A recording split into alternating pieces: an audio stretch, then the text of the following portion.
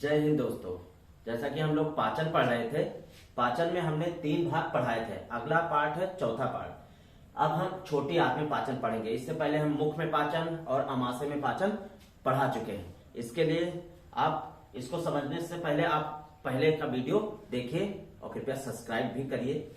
अब इसमें पढ़ते हैं तो पहले भोजन जो अमाशय में पचा था, यहाँ प्रोटीन का ज्यादा पाचन होता है।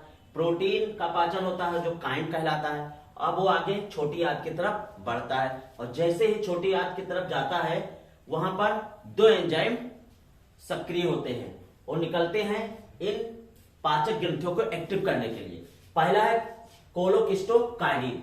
कोलोसिस्टोकाइनिन जो होता है वो लीवर से पित्त के स्राव को एक्टिव करता है। यहां पर लीवर है, लीवर में पित्त बनता है और यहाँ पित्ताशय में स्टोर होता रहता है।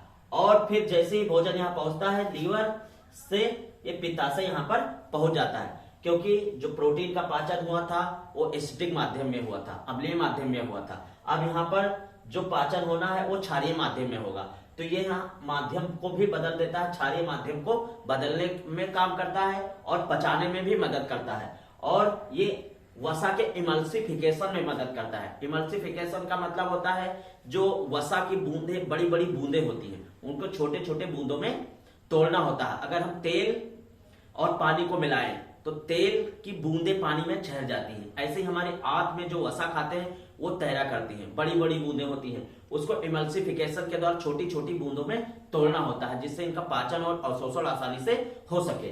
अब हम देखते हैं दूसरा एंजाइम निकलता है जो अग्नाशय ग्रंथि को एक्टिव करता है अग्नाशयी रस निकालने के लिए।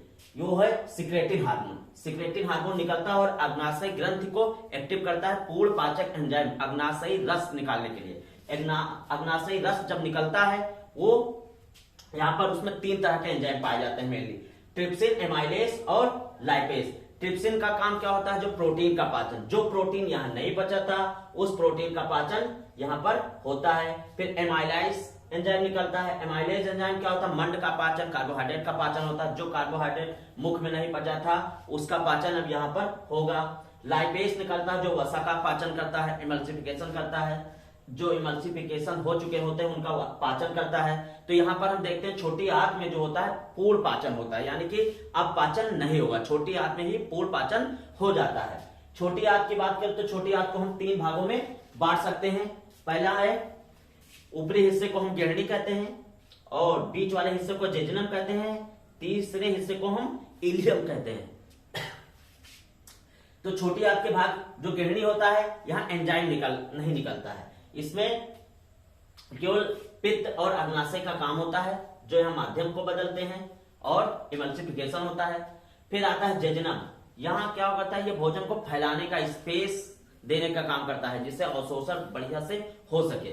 फिर आगे ऐसे ही बढ़ता है भोजन और इलियम में पूर्ण पाचन हो जाता है। यहाँ पर भी 2-3 एंजाइम निकलते हैं, यहाँ भोजन का अवशोषण होता है। सुक्रोज, मैल्टोज, लैक्टोज और बचे हुए प्रोटीन का सबका पाचन इलियम में हो जाता है। इस तरह से हम देखते हैं कि छोटी आंत में पूर्ण पाचन हो जाता है। अब हम देखेंगे बड़ी आंत में पाचन।